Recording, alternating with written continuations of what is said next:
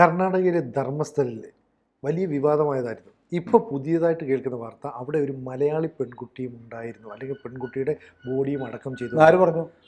ആ നേരത്തെ ആരാണോ ഈ കാര്യങ്ങളൊക്കെ വെളിപ്പെടുത്തി വന്ന അവിടുത്തെ ശുചീകരണ തൊഴിലാളി അയാൾ തന്നെ വെളിപ്പെടുത്തുന്നു. കൊള്ളാം. അത് ഞാനിന്ന് പ്രതീക്ഷിച്ചതാണ്. കാരണം ഇന്നിപ്പോൾ നമ്മുടെ മാധ്യമങ്ങളൊക്കെ റിപ്പോർട്ട് ചെയ്തു മലയാളി പെൺകുട്ടിയത് ഡെഡ് ബോഡി കണ്ടപ്പോൾ ഈ മൃതദേഹം ഈ ശുചീകരണ തൊഴിലാളികൾ അണ്ണാ ഞാനൊരു മലയാളി പെൺകുട്ടിയാണ് എന്ന് പറഞ്ഞോ. ഡെഡ് ബോഡി അല്ല പിന്നെ ഇയാളെ കുഴിച്ചിടാൻ വേണ്ടിയിട്ട് ആളുകൾ കൊന്നിട്ട് ഇയാളെ ശവം കുഴിച്ചിടാൻ വിളിച്ചു. ആ ഡെഡ് ബോഡി കണ്ട മലയാളിയാണെന്ന് എങ്ങനെ അറിയും? അതിന് നെയിം പ്ലേറ്റ് ഒക്കെ വെച്ചിട്ടുണ്ടായിരുന്നു മലയാളി. ഒരു നെയിം പ്ലേറ്റിൻ്റെ കാര്യം ഇയാൾ പറയുന്നുണ്ട്. അവിടെ ഒരു പെട്രോൾ പമ്പിനടുത്തുള്ള ഒരു കാട്ടിൽ ഒരു സ്കൂൾ വിദ്യാർത്ഥിനിയെ യൂണിഫോമോട് കുഴിച്ചിട്ടു, അവളുടെ ബാഗും കുഴിച്ചിട്ടു എന്ന് ഇയാൾ പറഞ്ഞിരുന്നു. അതല്ലാതെ ആ സ്കൂൾ കുട്ടിയാണ് അത്. മരിച്ച ആളുകൾ മലയാളിയാണോ തെലുങ്കത്തിയാണോ കന്നഡക്കാരിയാണോ അല്ലെ ഹിന്ദിക്കാരിയാണോ എന്ന് എങ്ങനെ അറിയും സാർ? ഇതൊരു ചോദ്യമാണ്. അപ്പോൾ വേറെ കാര്യമുണ്ട്. ഇപ്പോൾ ഇന്നിപ്പോൾ വാർത്ത വന്നത് ഇതാണ്, മലയാളി പെൺകുട്ടി. അതായത് കേരളത്തിലുള്ള ആളുകളെ ഒന്ന് വൈകാരികമായി ഇളക്കി നിർത്താൻ വേണ്ടി മനഃപൂർവ്വം ഉണ്ടാക്കിയ വാർത്തയാണ്. ഇന്നിപ്പോൾ ഏഷ്യാനെറ്റാണോ റിപ്പോർട്ടറാണോ ഈ ശുചീകരണ തൊഴിലാളി എന്ന് പറയുന്ന ആളുടെ മുഖം മറച്ചൊരു ചിത്രവും കാണിച്ചിട്ടുണ്ട് അല്ലേ? അതെ. സത്യത്തിൽ ആദ്യം പറയട്ടെ, ഇയാൾ ശുചീകരണ തൊഴിലാളി അല്ലെന്നേ, കള്ളം പറയാണ്. ഇയാൾ ശുചീകരണ തൊഴിലാളിയാണെന്ന് പറഞ്ഞാണ് ഈ കേസ്. ഇയാള് ശുചീകരണ തൊഴിലാളി അല്ല. ഒന്ന് ആദ്യം മനസ്സിലാക്കേണ്ട കാര്യം, ഇതിനകത്ത് ഒരുപാട് കള്ളത്തരങ്ങളുണ്ട്. അതിലൊന്ന്, ഇയാള് ഒരു തേർഡ് പാർട്ടിയാണ്. ക്ഷേത്രത്തിന്റെ ഭാഗമാണ് നേത്രാവതി നദി. നേത്രാവതി നദിക്കര ശുചീകരിക്കണം. കിലോമീറ്ററുകളുടെ ദൂരമുണ്ട്. അവിടെ വൃത്തിയാക്കി സൂക്ഷിക്കാനുള്ള കരാറ് ക്ഷേത്രം ഒരു സ്വകാര്യ സ്ഥാപനത്തിന് കൊടുത്തിട്ടുണ്ട്. ഇപ്പം നമ്മുടെ ആലുവയിൽ ബലിയിടാൻ ആളുകൾ പോകുന്നില്ലേ, ആലുവ പെരിയാറിന്റെ തീരത്ത്, അവിടെ വൃത്തിയാക്കാൻ ഒരാൾക്ക് കരാർ കൊടുക്കുന്നു, പുറം കരാർ കൊടുത്തു. അങ്ങനെ പുറം കരാർ പിടിച്ച ആളാണ് ഇയാൾ, കോൺട്രാക്ടർ. പക്ഷെ ഇയാൾ പറയുന്ന അമ്പലത്തിലെ ശുചീകരണത്തോട് അയാൾ പറയുന്നില്ല, മാധ്യമങ്ങളാണ് പറയുന്നത്. എല്ലാ രേഖകളും പറയുന്നു. ഇയാളുടെ പേരൂടെ പറഞ്ഞാൽ ഞെട്ടും. ഒരു കാര്യം ഞാൻ പറയാം, അയാൾ ഹിന്ദു അല്ല, പേര് പറയാൻ പാടില്ല എന്ന് കോടതി പറഞ്ഞിട്ടുണ്ട്. അയാൾ അവിടെ കരാർ പിടിച്ച ആളാണ്. ഈ കരാർ പണിയിൽ ഇയാൾ ക്രമക്കേട് കാണിച്ചു എന്നതുകൊണ്ട് ശ്രീ ധർമ്മസ്ഥല ദേവസ്ഥാൻ ക്ഷേത്രസ്ഥാൻ ഇയാളെ പുറത്താക്കിയിരുന്നു. അങ്ങനെയാണ് ഇയാൾ നാട് വിട്ടുപോയത്. അപ്പോൾ ഇയാൾ പറയുന്നത് 2014 വരെ, 98 മുതൽ 2014 വരെയുള്ള കാലയളവിൽ 100 കണക്കിന് പെൺകുട്ടികളെ കൊന്നു കുഴിച്ചുമൂടി എന്ന തരത്തിലാണ് വാർത്തകൾ വന്നത് അല്ലേ?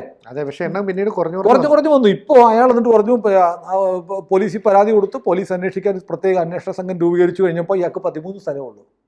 13 സ്ഥലം ഇയാൾ കാണിച്ചു കൊടുത്തു. 13 സ്ഥലങ്ങളിൽ പോയി അന്വേഷണം നടത്തി. ആദ്യത്തെ സ്ഥലം കുഴിച്ചപ്പോൾ ഒരു തുണി കഷ്ണം കിട്ടി. പിന്നെ 6ാമത്തെ പോയിന്റ് കുഴിച്ചപ്പോൾ ഒരു എല്ലും കഷ്ണം കിട്ടി. 11ാമത്തെ പോയിന്റിൽ നിന്ന് 2 എല്ലും കഷ്ണം കിട്ടി. അങ്ങനെ ആകെ 4 എല്ലിൻ കഷ്ണം കിട്ടി. 3 എല്ലും കഷ്ണം, ഒരു ഡ്രസ്സ് അല്ലേ? നാലോ മൂന്നോ എല്ലിൻ കഷ്ണം കിട്ടി. ഇത് പരിശോധിച്ചപ്പോൾ അത് പുരുഷന്റെ ആണെന്നേ, സ്ത്രീകളല്ല. അപ്പൊ 6ാമത്തെ പോയിന്റിൽ നിന്നും 11ാമത്തെ പോയിന്റിൽ നിന്നും കിട്ടിയത് ഒരേ ആളുടെ ആണെന്ന് DNA ടെസ്റ്റ് മനസ്സിലായി. ഇതൊരു കാട്ടുപ്രദേശമാണ്. അതെ.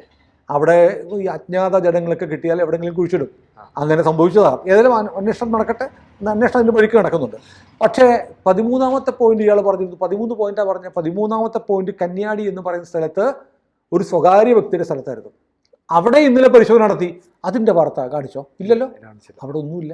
ഇയാൾ പറഞ്ഞ 13 പോയിന്റുകൾ കുഴിച്ചു കഴിഞ്ഞു. കുഴിച്ചിട്ട് പോലീസ് പറയുന്നതെന്നറിയോ, 150 അടി വരെ കുഴിച്ചു. അവിടെ ഒരു ഡാമിൻ്റെ നിർമ്മാണ പ്രവർത്തനവുമായി ബന്ധപ്പെട്ട് കുറച്ച് മണ്ണ് കൂടി കിടക്കുന്നുണ്ട്. അത് മാറ്റിയിട്ട് 180 അടി വരെ താഴ്ചയിൽ കുഴിച്ചു. ഒന്നും കിട്ടിയില്ല. ഇതാണ് ഒന്നാമത്തെ കാര്യം. രണ്ടാമത്, അപ്പോൾ ഒന്നാമത്തെ കള്ളം നമ്മൾ പറഞ്ഞു, ഇയാൾ ശുചീകരണ തൊഴിലാളിയല്ല. 2, ഇയാൾ പറഞ്ഞ എല്ലാ സ്പോട്ടും കുഴിച്ചിട്ടും ഒന്നും കിട്ടില്ല. 2-3 അസ്ഥി കഷ്ണങ്ങൾ കിട്ടിയതല്ലാതെ, അതും പുരുഷൻ്റെയാണ്, ഒരാളുടെ തന്നെയാണ് 2 സ്പോട്ടിൽ കിട്ടിയത്. അതല്ലാതെ ഒന്നും കിട്ടിയിട്ടില്ല. നമ്മുടെ നാട്ടിലും പല സ്ഥലങ്ങളും കുഴിച്ചാൽ അസ്ഥി കഷ്ണം കിട്ടും ഇല്ലേ? എൻ്റെ നാട്ടിൽ ഒരാൾ വീട് വെക്കാൻ വേണ്ടി കുഴിച്ചപ്പോഴത്തേക്ക് 4-5 തലയോട് കിട്ടി. അതായത് അവിടെ മുൻകാലങ്ങളിൽ താമസിച്ചിരുന്ന ആളുകൾ ബറി ചെയ്തിരുന്നതാണ്. മണ്ണ് മാന്തുമ്പോഴേ അറിയുള്ളൂ.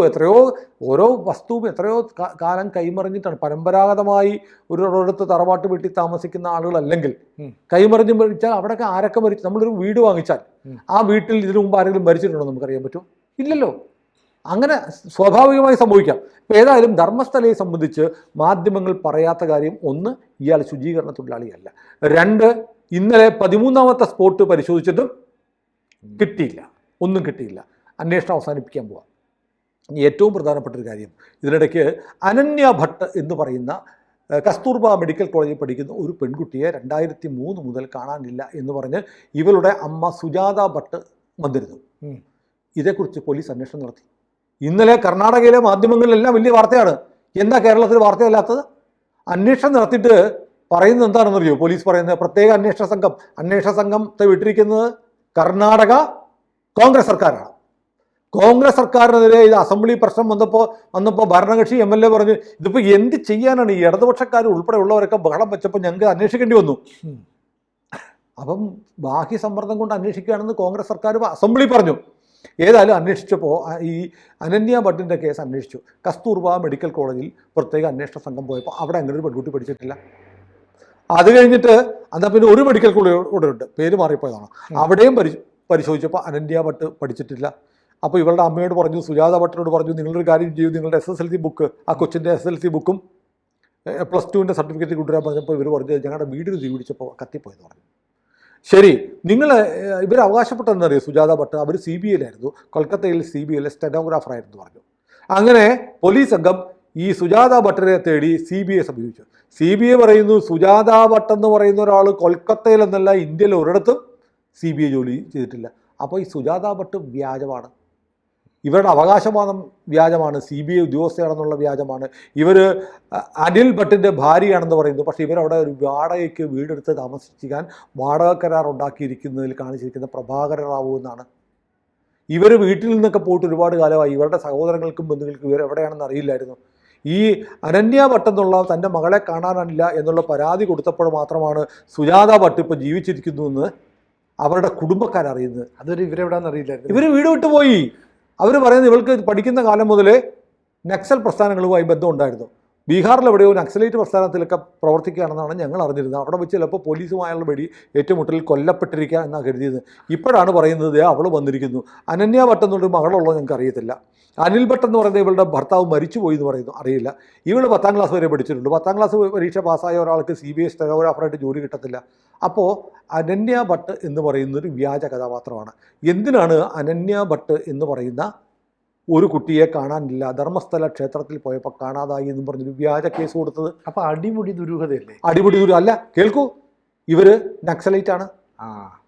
ബന്ധങ്ങൾ വരുന്നുണ്ട്. ഇനി വേറെയും കുറേ കാര്യങ്ങളുണ്ട്.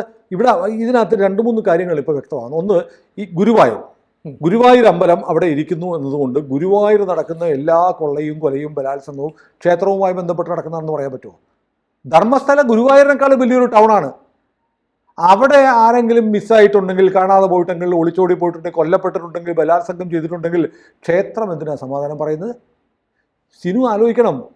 ഈ സംഭവം ഖത്തറിൻ്റെ ഒഫീഷ്യൽ മീഡിയയായ അൽ ജസീറ റിപ്പോർട്ട് ചെയ്യുന്നു. അതായത് വിദേശ മാധ്യമമല്ല, ഇസ്ലാമിക മാധ്യമം. നെതന്യാഹു അവിടുന്ന് ഓടിക്കുന്ന മാധ്യമം. കഴിഞ്ഞ ആഴ്ച അൽ ജസീറയുടെ ടെൻറ്റിലിട്ട് റോക്കറ്റ് അയച്ച 5 എണ്ണത്തിനെ കൊന്നു. അതെ, നെതന്യാഹു. പക്ഷപാതപരമായി വംശീയമായി വാർത്ത കൊടുക്കുന്ന അൽ ജസീറ റിപ്പോർട്ട് ചെയ്യുന്നു ധർമ്മസ്ഥല. എന്തായിരിക്കും അജണ്ട? വളരെ സിമ്പിളാണ്. ഇതിനോട് ചേർന്ന് ബൽത്തങ്ങാടി എന്ന് പറയുന്ന മേഖലയുണ്ട്. ബൽത്തങ്ങാടി മുസ്ലിം ഭൂരിപക്ഷ പ്രദേശമാണ്. അവിടെ ഉള്ള ചില താല്പര്യങ്ങൾ, എന്തൊക്കെ താല്പര്യങ്ങൾ എന്ന് പറഞ്ഞാൽ, ഒന്ന്, ഭൂമി ഇടപാട്. ഭൂമി ഇടപാട് പറയുമ്പോൾ നമുക്കൊരു പേര് പറയണം, മഹേഷ് റെഡ്ഡി തിമ്മറോഡി. പഴയ സംഘപരിവാറുകാരനാണ്. ഇപ്പോഴും പുള്ളി അതാണെന്ന് ഭാവിക്കാൻ വേണ്ടിയിട്ട് ഒരു കാവിഷാളൊക്കെ ഇട്ടാണ് നടക്കുന്നത്. ഇങ്ങനെയാണ് ഈ സമരത്തിന് ചുക്കാൻ പിടിക്കുന്നത്. ഇയാളെ സംഘപരിവാർ സംഘടനകളിൽ നിന്ന് പുറത്താക്കിയതെന്നാണെന്ന് ഞാൻ മനസ്സിലാക്കുന്നത്. കാരണം അറിയോ, ഇയാൾ വലിയ റിയൽ എസ്റ്റേറ്റ് കുംഭകോണം നടത്തി. ആ പ്രദേശത്തെ ഭൂമി മുഴുവൻ ഇയാൾ വാങ്ങാനും അത് ക്ഷേത്രത്തിന് വേണ്ടിയാണെന്ന് പറഞ്ഞ് ഭൂമി വാങ്ങാൻ വേണ്ടി വലിയ സാമ്പത്തിക ഇടപാട് നടത്തി. അവസാനം ക്ഷേത്ര ട്രസ്റ്റ് ഇയാളെ തള്ളി പറഞ്ഞു. അതോടുകൂടി ഇയാളുടെ റിയൽ എസ്റ്റേറ്റ് വ്യവസായം തകർന്ന് തരിപ്പണമായി.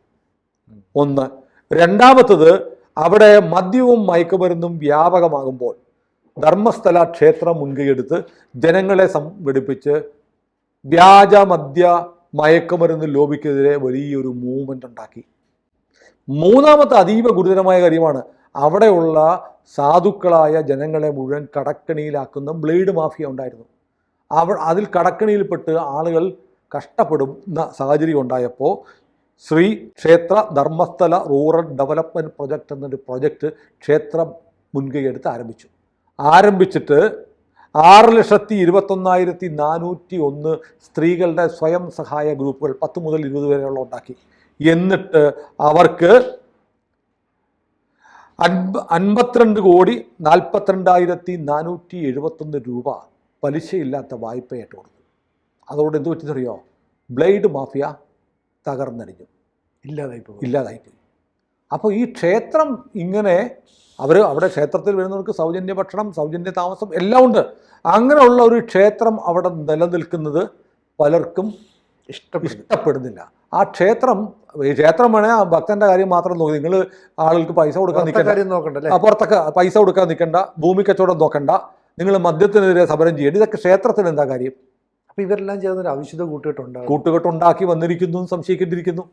അതിന് വലിയ മാധ്യമങ്ങൾ, അൽ ജസീറ പോലുള്ള മാധ്യമങ്ങൾ വരുന്നു, ഇസ്ലാമിക ഹാൻഡിലുകൾ ഇത് കൊണ്ടാടുന്നു.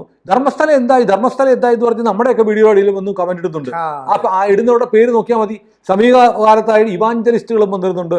അവിടെ ചില ഇവാഞ്ചലിസ്റ്റ് ഗ്രൂപ്പുകൾക്ക് ചില മതപരിവർത്തന നീക്കം ഉണ്ടായിരുന്നു. ഈ ക്ഷേത്രം ഇങ്ങനെ നിൽക്കുന്നതുകൊണ്ട് മതം മാറ്റ ലോബിക്ക് അവിടെ പ്രവർത്തിക്കാൻ പറ്റുന്നില്ല. അപ്പോൾ മദ്യമാഫിയ, മയക്കുമരുന്ന് മാഫിയ, ബ്ലേഡ് മാഫിയ, മതം മാറ്റ ഗ്രൂപ്പ്, റിയൽ എസ്റ്റേറ്റ് മാഫിയ, ഇവരെല്ലാവരും കൂടെ സംഘടിച്ചുണ്ടാക്കിയ കുക്ക് ചെയ്തെടുത്തൊരു സ്റ്റോറിയാണ്. എന്നിട്ട് ഇങ്ങനെ വിവാദമുണ്ടാക്കി ധർമ്മസ്ഥലം എന്തോ കുഴപ്പമാണെന്ന് വരുത്തുക. എന്നിട്ട് എന്താണെന്നറിയില്ല ലക്ഷ്യം. ഇപ്പം ഭരിക്കുന്നത് ഈ പറയുന്ന മദ്യമാഫിയ, മതമാഫിയ, റിയൽ എസ്റ്റേറ്റ് മാഫിയ, ഇവർക്കൊക്കെ വലിയ സ്വാധീനം ചെലുത്താൻ പറ്റുന്നൊരു സർക്കാരാണ് അവിടെ ഇരിക്കുന്നത്. എന്നിട്ട് എന്ത് ചെയ്യണം? ധർമ്മസ്ഥല ക്ഷേത്രത്തിനെ സർക്കാരിനെ കൊണ്ടേറ്റെടുപ്പിക്കണം. ഇതാണ് ലക്ഷ്യം. അതിനുവേണ്ടി നട്ടാൽ കുറുക്കാത്ത നുണകളുമായി നിരന്തരം അപവാദം നടത്തുകയാണ്. കേരളത്തിൽ നിന്നാണ് ഇതിന് ഏറ്റവും കൂടുതൽ പ്രചാരം. ഇപ്പം കർണാടകയിലെ ആളുകൾ ഇപ്പോൾ തെരുവിലിറങ്ങി സമരത്തിലാണ്. ഞങ്ങളുടെ ക്ഷേത്രത്തെക്കുറിച്ച് എന്താണെന്ന് പറഞ്ഞ് എല്ലാ പ്രദേശത്തു നിന്നും വലിയ പ്രകടനങ്ങളും ജാഥകളൊക്കെ നടക്കാൻ പോവാണ്. ഈ ഒരു ക്ഷേത്രത്തെ ആക്ഷേപിക്കുന്ന പരിപാടി അവസാനിപ്പിക്കണമെന്ന് ആവശ്യപ്പെട്ട് ഹിന്ദു സംഘടനകൾ വരികയാണ്. ഞാനതാണ് ചോദിക്കുന്നത്. ഇപ്പോൾ നമ്മൾ ഇരിക്കുന്നിടത്ത് വല്ലാർപാടത്തൊരു വലിയ പള്ളിയുണ്ട്. വല്ലാർപാടം പ്രദേശത്ത് എന്തെങ്കിലും കൊലപാതകമോ ബലാത്സംഗമോ നടന്ന വല്ലാർപാടം പള്ളി കമ്മിറ്റിയെ കുറ്റപ്പെടുത്താൻ പറ്റുമോ? ഇല്ല. ഈ പള്ളിയിലേക്ക് വന്ന ആരെങ്കിലും കാണാതെ പോയാൽ, പള്ളിയിലേക്ക് വന്ന ആരെങ്കിലും കൊലപ്പെടുത്തിയാൽ, അവരെ ആരെങ്കിലും തട്ടിക്കൊണ്ടുപോയി റേപ്പ് ചെയ്താൽ പള്ളി ഇടവകക്കാരാണോ ഉത്തരവാദികൾ? അങ്ങനെയാണ് നിങ്ങൾ എന്താ പറയുന്നത്? ധർമ്മസ്ഥലയെക്കുറിച്ച് പറയുന്നത്. ധർമ്മസ്ഥല എന്ന് പറയുന്നത് ഒരു ജൈന മാനേജിങ് കമ്മിറ്റി നടത്തുന്ന ഹിന്ദു ക്ഷേത്രമാണ്. അതുകൊണ്ട് ഈ ആ ക്ഷേത്രത്തെ ആക്ഷേപിച്ചാൽ ഹിന്ദുക്കൾ ആരും ഇടപെടത്തില്ല എന്നൊരു തോന്നൽ വന്ന് കാണും. അപ്പോൾ ധർമ്മസ്ഥലയിൽ എല്ലാം ചുറ്റിപ്പോയി. അനന്യ ഭട്ടിൻ്റെ കാര്യം എന്താ കേരളത്തിലെ മാധ്യമങ്ങൾ പറയാത്തത്? ഇപ്പോൾ ഇയാളെന്താ പറഞ്ഞാൽ, ഞാൻ അന്ന് കുഴിച്ചിടുമ്പോഴത്തേക്ക് ഇവിടെ ഇങ്ങനൊന്നും അല്ലായിരുന്നു, ഭൂപ്രകൃതിയാകെ മാറിപ്പോയി, വലിയ പാറയൊക്കെ വന്നു, അതുകൊണ്ട് കണ്ടുപിടിപ്പിക്കാൻ പറ്റുന്നില്ല എന്ന്. ഇപ്പോൾ അയാൾ പറയുകയാണ്, ഞാൻ കുഴിച്ചിടാൻ പോകുന്നത് കണ്ട ഒരുപാട് സാക്ഷികളുണ്ട്, ഇനി സാക്ഷികളുടെ വരവായിരിക്കും. ഇവിടുന്ന് ഒരുത്തം പോയിട്ടുണ്ടായിരുന്നല്ലോ നമ്മുടെ അർജുനന്റെ കുടുംബം അല്ലേ, അതെ, പുറത്താക്കിയ അർജുനന്റെ ലോറി ഉടമസ്ഥൻ മനാഫ്. എന്തൊരു ഷോ ആയിരുന്നു അവൻ. അവസാനം അർജുനന്റെ വീട്ടുകാർ അവനെ അടിച്ചിറക്കി. അർജുനൻ വെള്ളത്തിൽ പോയത് വിറ്റ് കാശാക്കി യൂട്യൂബ് വഴി കാണിച്ച് പൈസ ഉണ്ടാക്കാൻ ശ്രമിച്ച നീചനായ ഒരുത്തൻ എന്ന് ആ വീട്ടുകാർ വിളിച്ച അല്ലേ, ഞങ്ങളുടെ കുടുംബമായിട്ടൊരു ബന്ധമില്ലെന്ന് പറഞ്ഞത് അവനാണെന്നേ ധർമ്മസ്ഥലയിൽ സമരത്തിന് നേതൃത്വം നൽകുന്ന മനാഫ്. ബൽത്തങ്ങാടി എന്ന് പറയുന്ന സ്ഥലത്ത് മുസ്ലിം ഭൂരിപക്ഷ പ്രദേശം. ഇപ്പൊ മനാഫ് ഇപ്പൊ സ്ഥലം വിട്ടു എന്നാ പറയുന്നത്. അവിടെ ഇല്ല, അവിടെ ആളുകളൊക്കെ സമരമൊക്കെ ഇനിയിപ്പോൾ ഇവിടുത്തുകാരോ വല്ലതും ചെയ്യട്ടെ, എൻ്റെ പണി കഴിഞ്ഞു. കാരണം ഇനി അവിടെ നിന്ന് കരക്കാരെടുത്തിട്ട് ഉടുക്കുമെന്ന് മനസ്സിലായി നാട്ടുകാരെ.